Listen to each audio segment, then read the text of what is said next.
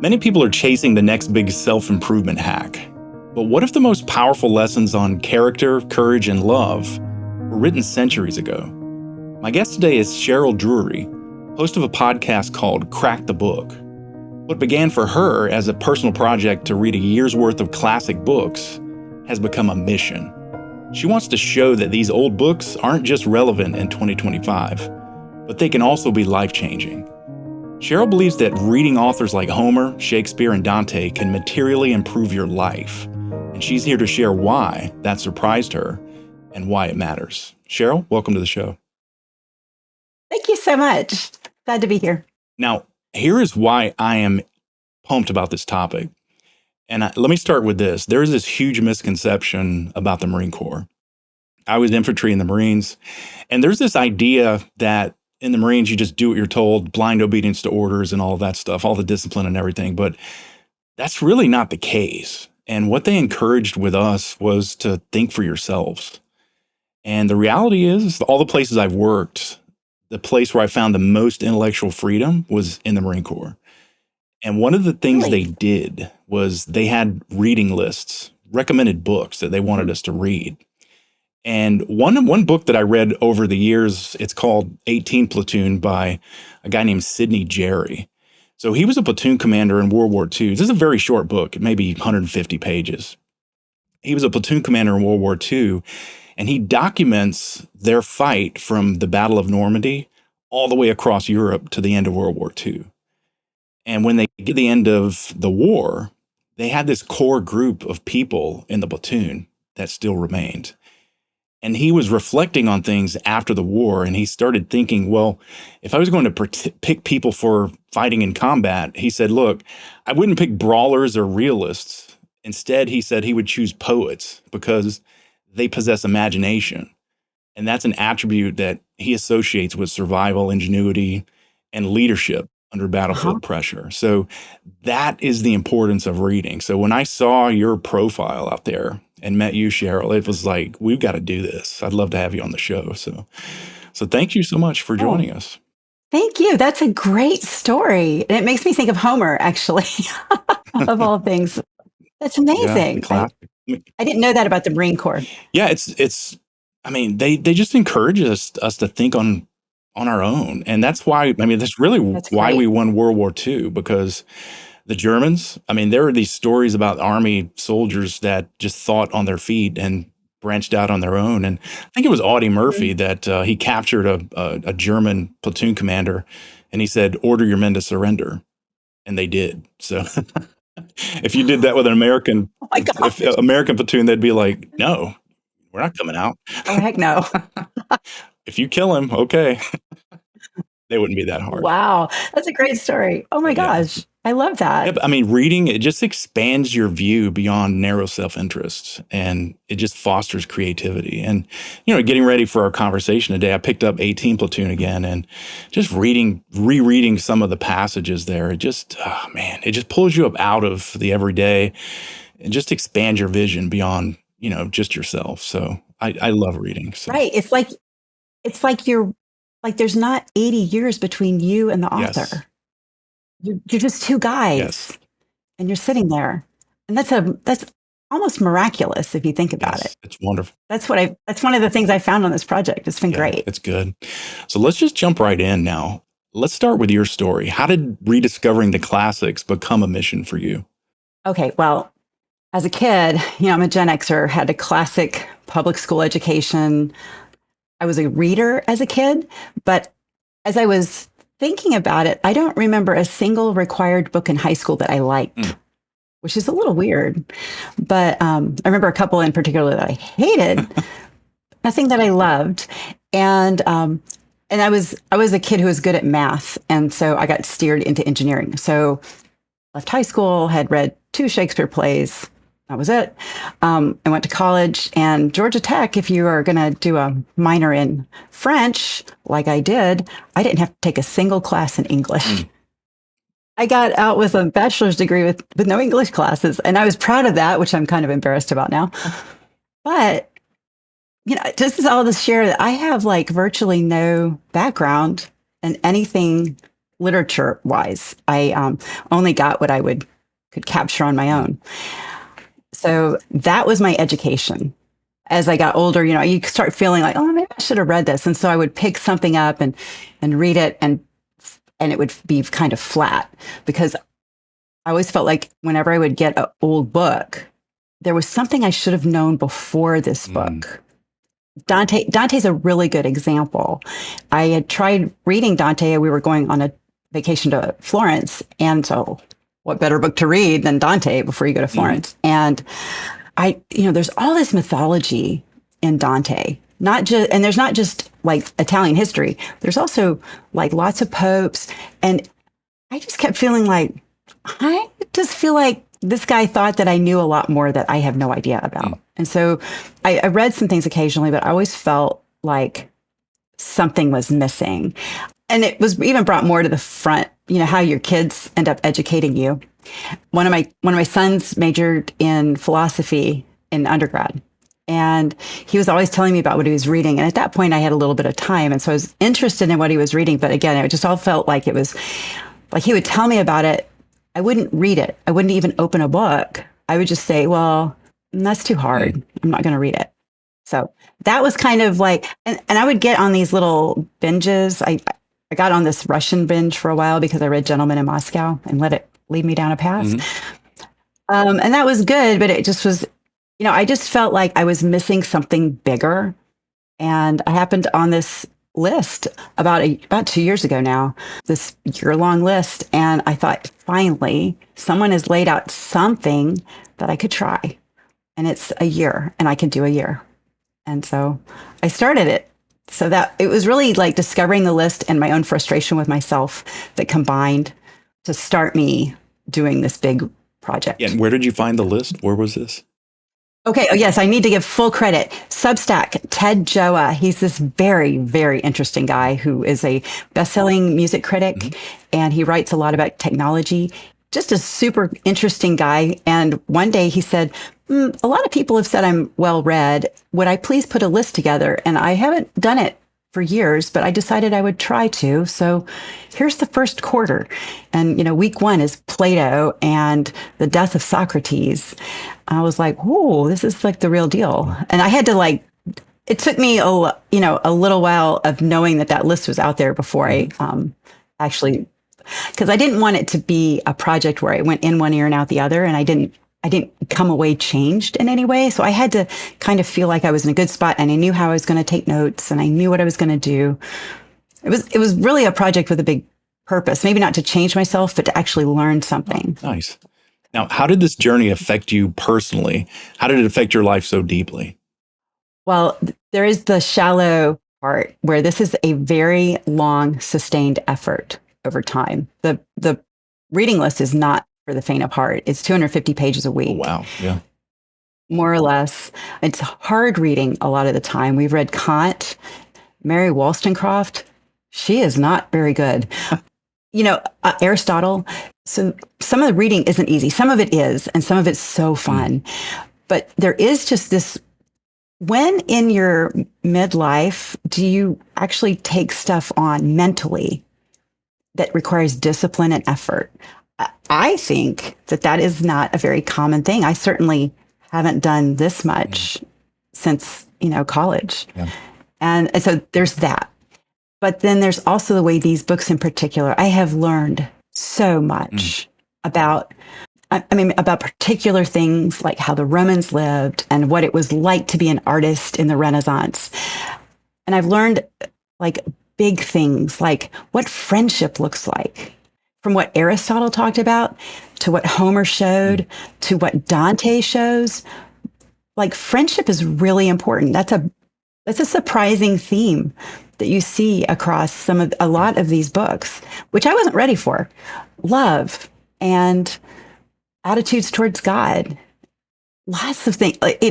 I'm a Christian and I read the Bible, but until I really started reading this project, that was the only ancient text I'd ever read.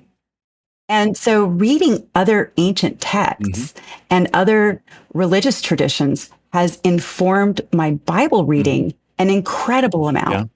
And I ran across a note that I had written in my Bible the other day from a sermon, and it said something about a guy named Boethius, which, like, a year ago, I didn't know who Boethius was.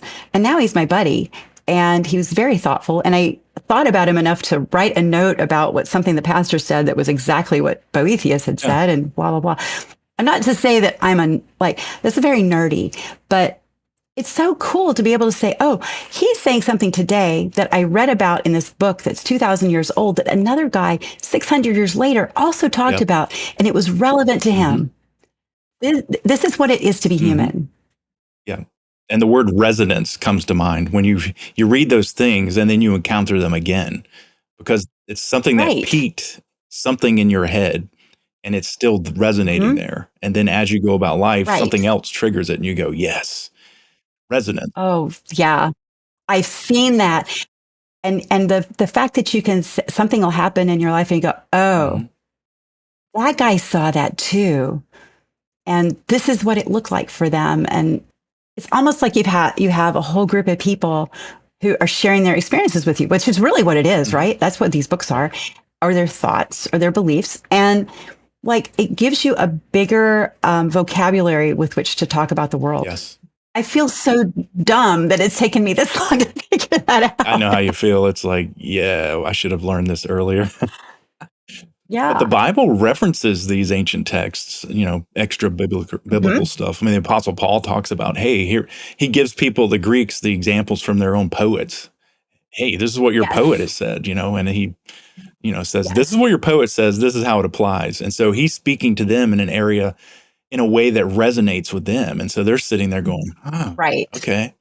That's what reading does for us. So yeah, it's absolutely. Yeah. And these ancient texts they're so valuable. Now, which book first surprised you? So when you started reading the list, what's the first book that surprised you? I'm embarrassed to say that it was the first book. Well, that's good, You don't want to waste time. The first book on the list was The Death of Socrates by Plato. Okay. I didn't know anything about it. It is a set of 4 dialogues. So Plato wrote almost everything in dialogue. It's so easy to read. It's like it's reading a conversation. I had no idea. And so they talk about Socrates going on trial and then his trial. And the last section is his friends reflecting on who was present at his death. Now, just backing up a little bit, Socrates was commanded to kill himself, wasn't he? Yes. Yeah. Well, he went on trial, and his charge was corrupting the youth of Athens. Because he was teaching things. Well, I will say that there's more than one way to corrupt people, and he was probably doing the other one. But he was charged with corrupting the youth of Athens, and he was actually like teaching them to think. Socrates never actually says what he thinks in these dialogues. He just asks questions. Causes you to think. Right. And causes the guys in the conversation to react to him. And so Socrates was put on trial and he was found guilty, and his punishment, he could have left Athens. Been in exile. But he instead, he could have exiled himself, but he chose not to. And so because he wanted to stay, he was forced to drink hemlock to kill himself. And so his friends were present at his death, a couple of them, and they have a dialogue about it. And I personally cried when I was reading this account of these men talking about their friend and mentor and his death. And that was another surprise. I'm a crier. I'm going to admit it. But I didn't expect to cry over a book that's 2,500 years old about a bunch of guys who were thinkers in a city a long time ago. That's when I knew that this project was going to take a lot out of me, and it was going to give me a lot back. Yeah. And then starting a podcast talking about it. That's good. Thanks for sharing that with the world. And I've listened to some of your episodes. It's good. So Thank you. Thank you very much. Very cool. I think I started the podcast a little bit after I was reading. I had been reading for several weeks, and I realized that I was feeling so strongly about this. I just wanted to share it. So that was where that came It's from. like you're reading stuff and you're like, I got to talk about this. Yeah. And my poor husband was tired of it. I got to share this with someone. Yeah. So I understand that feeling. Yeah. Let's Yeah, switch gears a little bit. Now, why do sure. people think the classics are boring or irrelevant? How does that come about? Oh, I think there's a lot of reasons. One thing that is underlooked at is that we read these books too Mm, early. Many of these books are assigned in high schools for some people or mhm, college, and that's the one and only time you approach it. mhm, And you do not have enough life experience to understand some of these mhm, books. And I also think that when you're asked to read them in a classroom, you're often asked to read them for a result, mhm. not not for it to affect your heart. Yeah. Agreed. And so I think sadly that some of the education kind of drills it out of Mhm. us a little bit. It makes it seem hard. You'd much rather be off playing soccer than reading Aristotle. Who wouldn't? And but you. So I think that's part of it. I think another part of it is that sometimes you get a really bad translation. There's lots of bad Mm, translations, and you can read one, and I have gotten some bad ones that make whatever you're reading seem impenetrable. mm. And that's actually a piece of advice that I give. If you're reading something that's in translation and you hate it, go see if you can find another Yeah. translation That's a good. because it'll help Yeah. you. And I also think that the world that these people lived in is so Mhm, foreign that if you're not willing to just sit with that mhm. weirdness a little bit, then it's going to be a Yeah. stretch. You Yeah. know? Yeah. I can see that these negative associations from high school where you're just being forced to read it against your will. So Right. I'd be like, Right. painful. And then I not being know. taught how to approach the story either. Now, there were some teachers I had in high school and college that I'm sitting in a physics class in college, and it was like this professor spoke. I don't what's the word, extemporaneously, off the cuff. He just spoke for an Yeah. hour with no notes, and he started at the edge of the universe, that the known universe, and worked his way back down to Earth. And we were just enthralled the entire time. And so at the end, he said, "And to think, here we are on this small little planet, capable of conscious thought." And we were like, "That's great, yes." But he gave us Wow. an approach to physics that made it interesting. And so, yeah, I think the teachers can help in that as an aspect as well. Teaching the I kids, think yeah. you're right.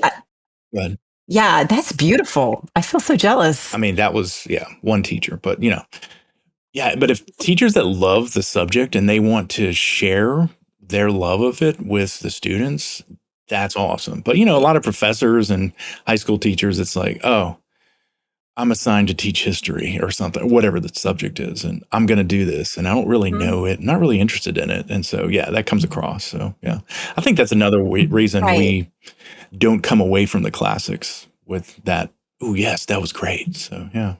Yeah, I think that teachers don't typically approach things as if it's going to change your Mm, heart. yeah.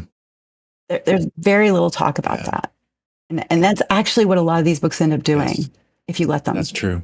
Yeah, I had quite a few teachers coming up, middle school and whatnot, that they were good and they loved us. And my sixth grade teacher, Sue Coleman in Milledgeville, Georgia, Oh, that's lovely. she yeah, she instilled a love for learning. So she's such a good lady, and she didn't have to Yeah, do that.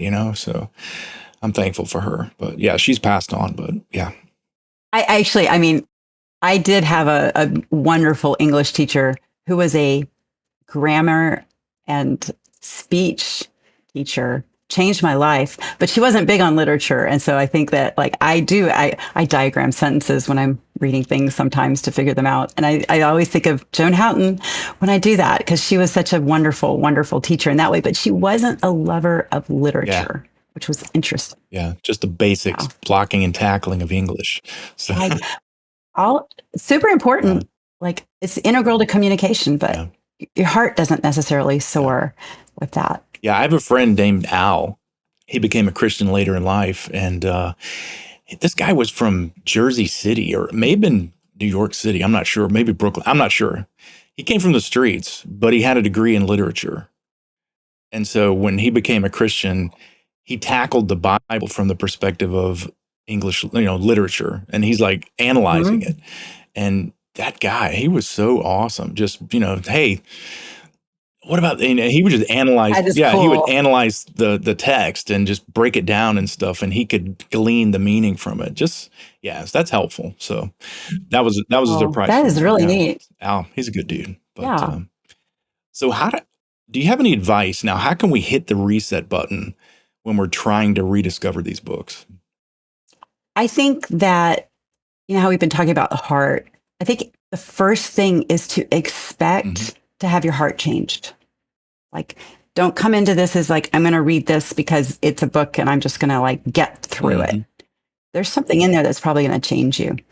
And then the second thing is maybe find a friend who wants to read it with you. Or I hesitate to recommend experts.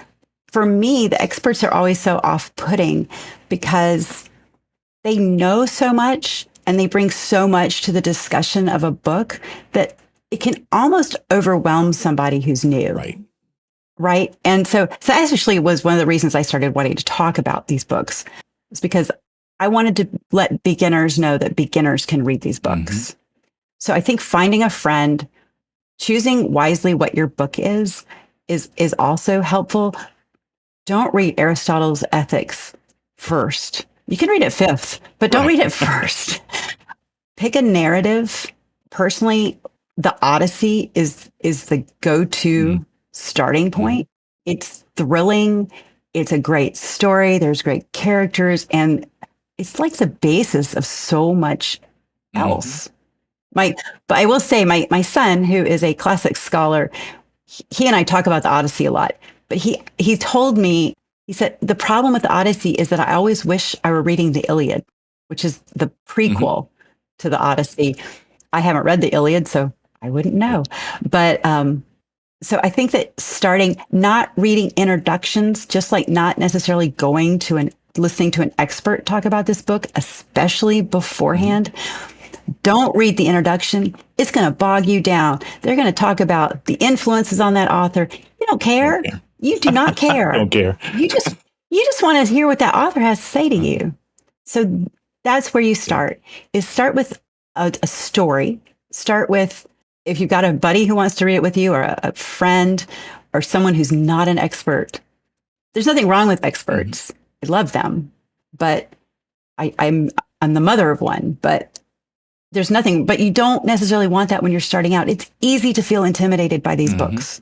They've lasted a long time, but you don't have to be. And so that's where I would start, with narrative, something approachable. Grab a friend, find some, and skip that stupid introduction. You don't need to know it. Nice. Yeah. And if you don't like it, get another Right. translation. I'm big on finding the right That's translation. good. That's a great idea. Yeah. Now, can you share a story about maybe a listener or a friend of yours who rediscovered reading the classics, maybe through your podcast? Actually, yeah, it was one of my neighbors. I didn't know he was listening to my podcast. Creeper. And yeah, I know. It's that funny. And it's funny. We're friends. We're neighbors. We live here in South Carolina, but we all went, he and my husband and I all went to Georgia Tech right around the same time. So we have very similar, I know. I heard Well, these like yellow I went to jackets all NC in the same State. Georgia cul-de-sac. Tech's a great school because we had people that came from transfers from Georgia Tech, and they were talking about how much harder it was. Anyways, don't want to start any trouble with Oh, NC wow. State, I but didn't know yeah, that. yeah, it was. Yeah, But good. oh, I had no idea. That's good to know. Well, but I was talking to Matt the other day. We were out walking our dogs, ran across each other, and he said, "Oh, hey, I picked up the Odyssey because I was listening to your podcast the other day, and you're right. It's so Yeah, good." And I was so flattered by that. And actually, it gave me personally a lot of encouragement. But he was I like um, those boosts. really engaged. Yeah, I mean, and he was so engaged with the idea of like, yeah, you know what? I never really thought about reading that, but you made it sound really interesting. And I was, oh, that was awesome. Yeah, But and just so nice and encouraging to know that yeah, other people are picking that book up and yeah, reading. yeah, and that would be another recommendation for me that I would throw in. Listen to your podcast because you're going. Oh, It's thank like you. you're kind of plucking the fruit and saying, "Here's how you can consume it." So that's helpful. Yeah, actually, sometimes on my, if you don't mind me saying this, sometimes on my podcast, I will be flat out like, guys, this one was not worth it. That's good. Yeah. Like, Spoiler alert. uh, yeah. That's good. And also, like, maybe some people need to read this, but not everybody needs to read it. Right. So I'm very Right. honest. And so that means you don't need to feel guilty for not getting it or not wanting to read that.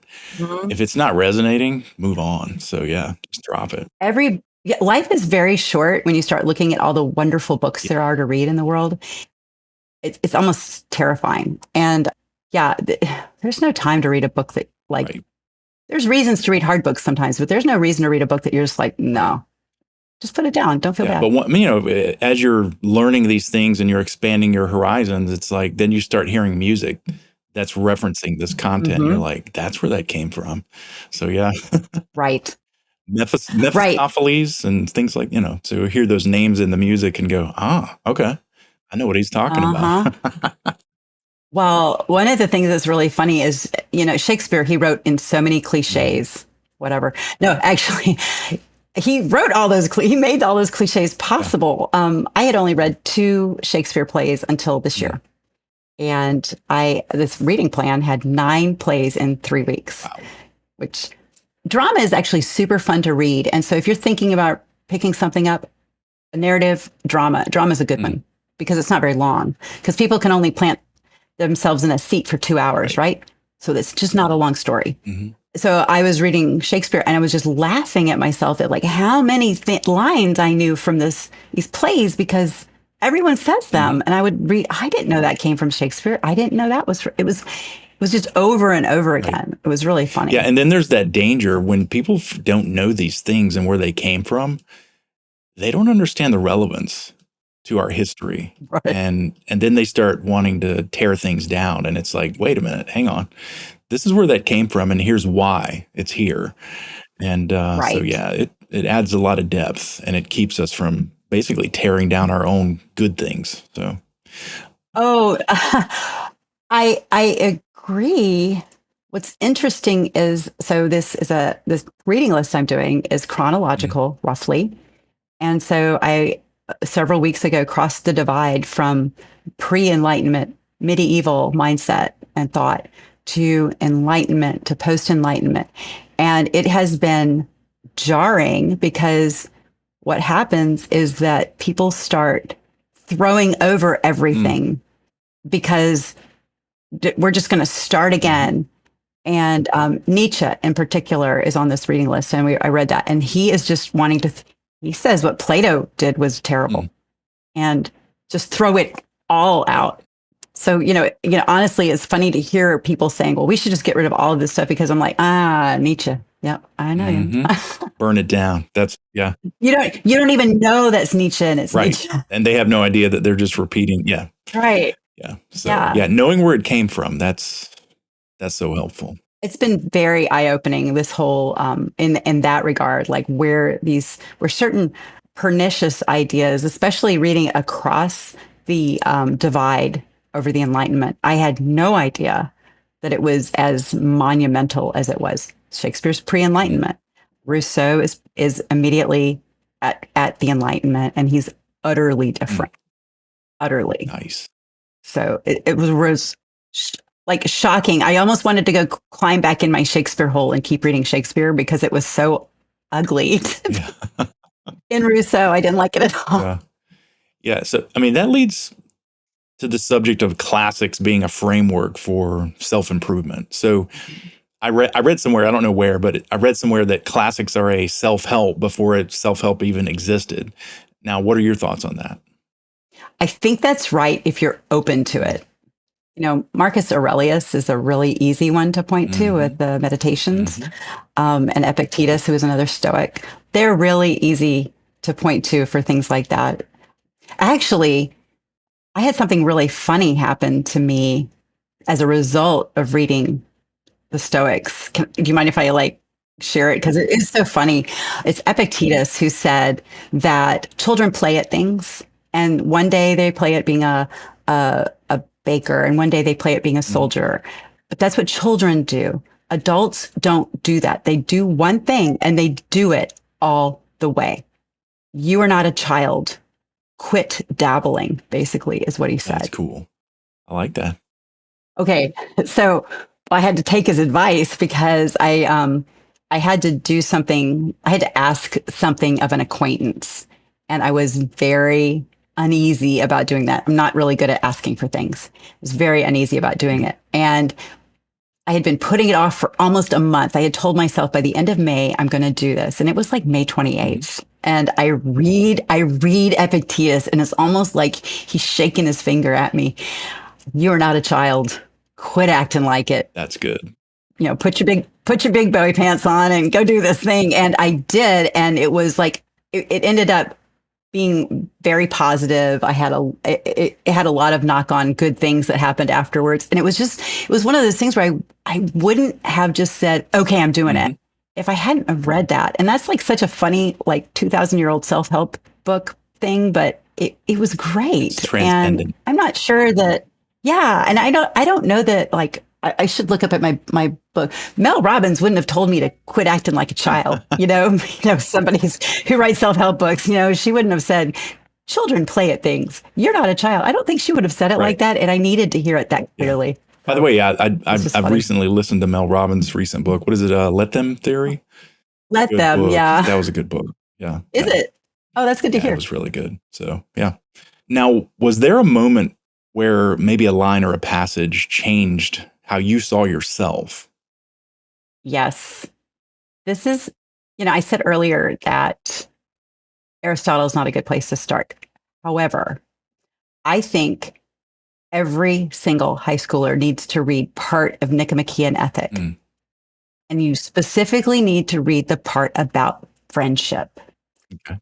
Aristotle talks about the kinds of Mm, friendship. It's so concrete. And he talks about, you are in your life going to have friends of I don't have all the terminology exactly right, but you're going to have friends of circumstance and friends of location, and you're going to have true mm, friends. And you're going to have, how like in your life you have work mhm. friends and then you leave that job and you still like those people, but you're not friends anymore. You just kind of, yeah, you just drift Mm, apart. And so being a relatively new empty nester, when I read this about friendship, my kids were in sports, and in particular, one of my kids ran cross country, and I loved those mm, parents. We had so much fun together. But when Jack quit running when he graduated, we all just we lost mm, touch. And it made me so sad. And I realized when I was reading Aristotle that that's okay. mhm, Those were friends. It didn't make them not mm, friends. It just made them friends of a certain kind. And that's okay because deep, lifelong friends are very rare, mm.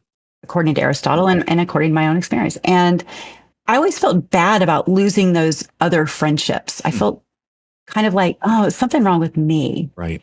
And Aristotle laid it all out there. And I think that that's something that if I had known as an 18-year Mm, old rather than as a 57-year-old, that I think that my life would have been materially improved by that. But yeah. it also, even now, made me feel like, no, that was a good, sweet time Mhm, then. And that's okay. It's not here right. anymore. And it doesn't mean you guys didn't like each Mhm, other. It's just that's not now. yeah. Was it Mel So, Robbins that talks about friends for a reason, season, or a lifetime? oh, Was that I think she might have too. It's funny. I don't listen to her that much right now because I'm trying to right? read. But yeah, I think she probably talked about that too. But it was Aristotle Uh, who did it Right. first. That's where she got it And from then. um, Yeah. yeah, it Yeah. is. And when I read that, and actually, and I have a very dear friend who we talked as a result of Mm, that passage, and it was a really good that's conversation. cool. Yeah. Now you've alluded to this, but how's this project changed you? I mean, we're not talking about just book learning, but and you've alluded to a heart change. How has your heart changed? Hmm. Oh, the world has gotten so much Mm, bigger, so much bigger. I don't see things as isolated as much anymore. There's threads connecting everything, yes. like threads everywhere, and you just need only try to pick one up and see where it Yeah. leads. even little things like little scenes in I read a Goethe book, and he has a scene in there that's just like pivotal, and it's directly out of Dante. And I was like, oh, I know what this scene is. I know what's going to happen. It's not going to be good. Mm-hmm. And it's not just the literature, though. It's like watching life and knowing that, it's big. The world is big and the world is strange. So I think that's kind of a spacey answer for you, but that's good. I'm so glad, though. It's made me very excited to, like, for instance, we're taking a vacation next year. We're going to Yorkshire, and I've got a couple of books laid out to read, and one of them I would have never even known about. It's by a man named the Venerable Bede, and he wrote in 800 a history of England in 800, and so I'm going to read that, and it's going to be fine. It's going to be really interesting, and I would have never even thought about reading that book. I would have just gone to England and wondered, I wonder what happened before King Henry IV or whatever. Right.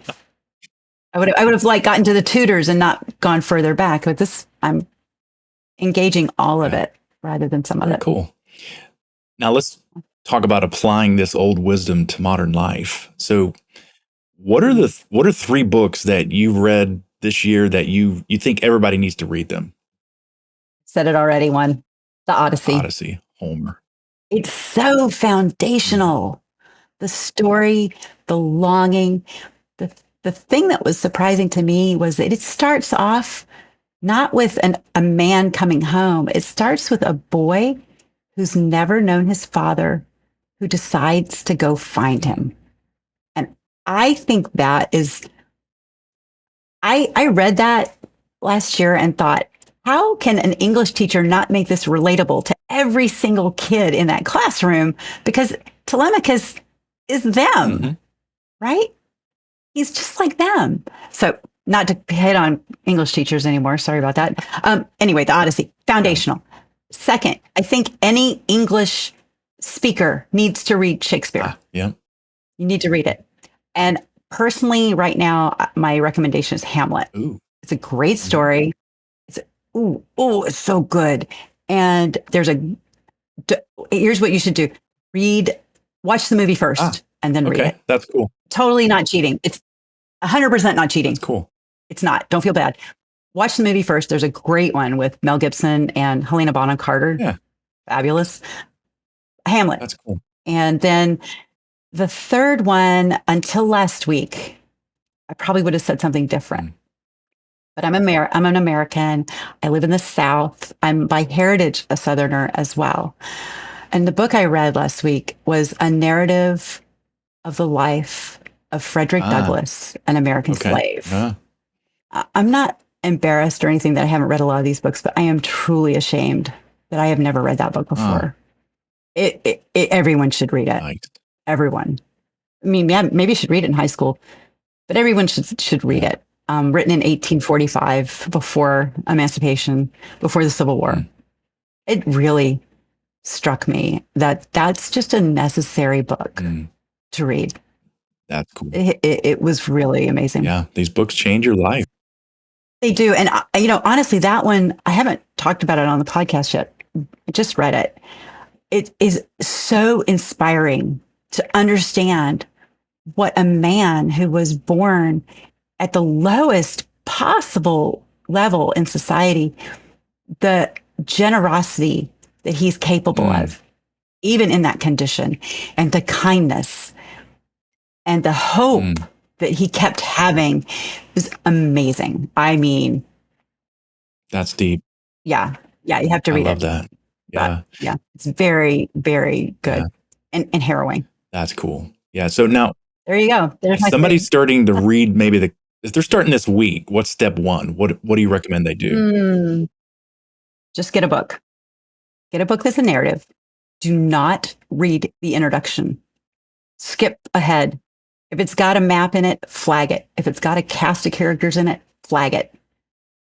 The Odyssey does have both of those things. It's really helpful.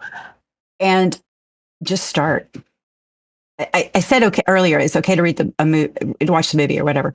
And that's fine. but don't get bogged down. There are lots and lots of people who love close reading and slow reading, but there is a place for fast reading. Don't get bogged down. If you don't know who somebody is, circle it and keep moving. Just go, because you are going to get a lot out of it. Even if you don't know all the background on all the characters, it's fine. Just go. Don't be afraid. Nice. Yeah, that's a nice approach. It's pretty simple, but it sounds almost ignorant, almost so simple. It sounds like it couldn't work, but I think it does. It's worked for me. That resonates because it's like if we're thinking of starting an endeavor, a lot of times we just get a paralysis by analysis, and we're like, okay, Yes. I've got to do this, this, this, and this before I pick this up. And that's with working out. That's with anything. But don't do that. Just get moving. And then you may miss a lot in your initial readings, and then go back and read some more. Just move. I mean, honestly, I can't wait to go back and reread the Odyssey and see what I missed, because like I got so much out of it that is fine. I'm going to read it again. I'll talk about it with my son, and I'm going to find more stuff. But that's another beauty of these books, is they tend to lend themselves to mining and to rereading and to hitting you differently the first time than the second time or the third time. There's riches in there that will handle your reread. Yes. Nice. And a lot of people don't finish the book, and they feel guilty for not getting it. So what do you say to those folks? Maybe some encouraging words to help them. So I will tell you, when I read Ethics, Aristotle, I didn't get it. I was having a very hard time. What I did was, that's when I didn't go and read the introduction. I went and saw what I could get for help. And actually, there was a Hillsdale course on the Nicomachean Ethic. Cool. And that's what I used. And I thought, okay, I'm just going to watch a section and then I'm going to read it. And I'm going to watch a section and then I'm going to read it. And they got me through it. There's nothing wrong with that. There's nothing wrong with that. Don't feel guilty. You haven't done less. It is still going to hit your heart. You're going to get it. And I did actually discover that I had a terrible translation. That's why I harp on translations. That's cool. Because that one was bad. Another thing that you can do is, there are commentaries on different kinds of books that I've found to be helpful. And there's nothing wrong with grabbing one and looking at it a little bit. It's just like, get your help. It's okay. And if you don't like it, put it down. It's fine. Yeah, one thing I like to do is use AI to help me understand things. Yeah. Because all of this stuff is captured out there on the internet, and these large language models are mining the data.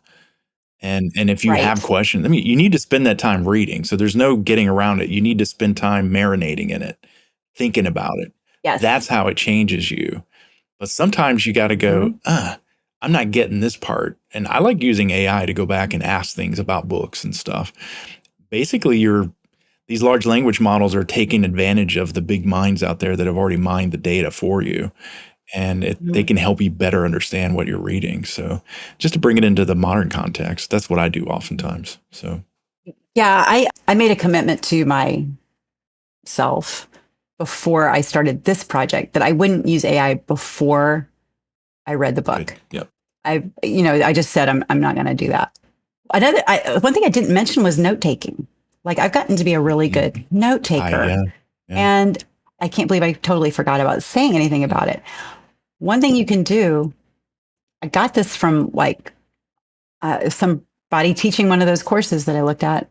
For example, in a Shakespeare play, if you will write like a 1 or 2 sentence summary of the scene, I got my little note cards here that have all my little notes on them. And if you'll just make a 1 or 2 line summary of every scene, you get done with that book. You have your own, in your own words, summary of that play.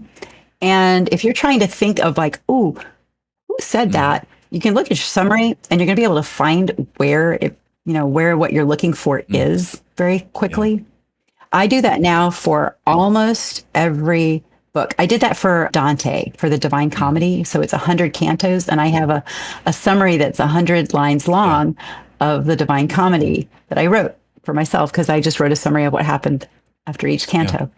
That's a really good thing. Writing in your book, using maps is so helpful. But engage yourself with that Hmm. text in a physical way if you Yes. can. That's also very helpful. Yes. I mean, we've talked on previous episodes about journaling and the value in Mhm. self-improvement there.